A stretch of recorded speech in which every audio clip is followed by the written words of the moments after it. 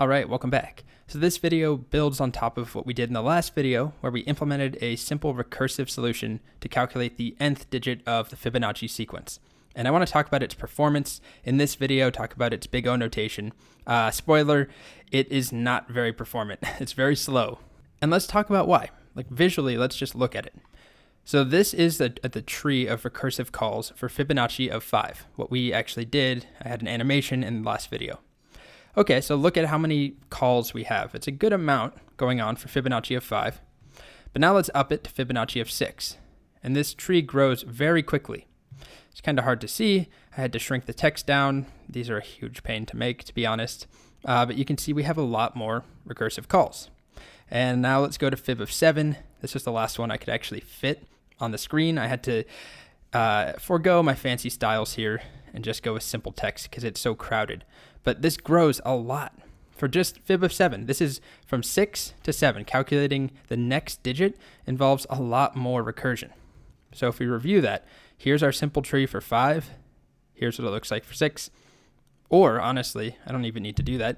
We could just say, here's Fib of 5 from this point down. Here's Fib of 6, all of this. And here's Fib of 7, everything. I don't know why I didn't think of doing that earlier. It's a way better approach.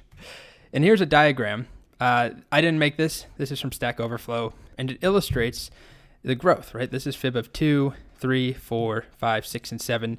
And it gets really large very quickly. And I'm not going to go into the exact math of how we derive the exact big O notation, but the approximation is big O of 2 to the n, the nth power, which is also called exponential. So we've seen quadratic, which is n squared. This is 2 to the n, which is worse.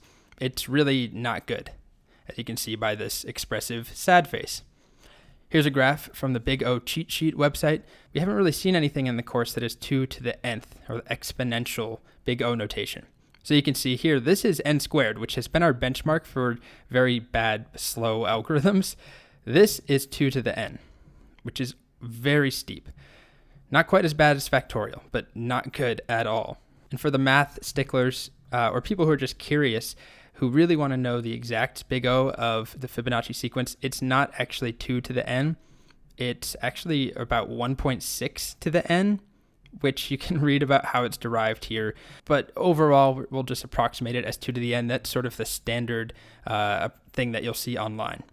But again, it is 1.6 to the n, and there's a reason for it. And if you really care about the reason, there's one proof here, and there's another one here. Both of them are too complicated for what I want to do in this video. And also, it doesn't matter because we're going to improve upon it no matter what it is. All we really care about is that it's not good. And in the next couple videos, we're going to make it a lot better. And just to show you how non-performant our code is, I'm going to toe the line here. So Fib of 5 is like instantaneous. Fib of 10, also. Fib of 20, okay. Maybe there's a little pause there that we could see. Fib of 30, it's a little slower. 40, okay. Now it takes a while.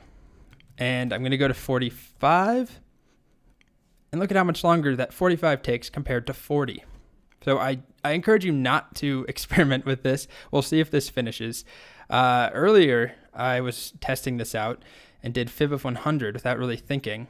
There we go, it just came back. I did Fib of 100 and it crashed Chrome, and I had to close all my windows and reopen every single thing. You know what a pain that is probably if you've ever done that, or even just accidentally quit, or everything froze up. Anyway, it was not good. So that sucks. Very slow.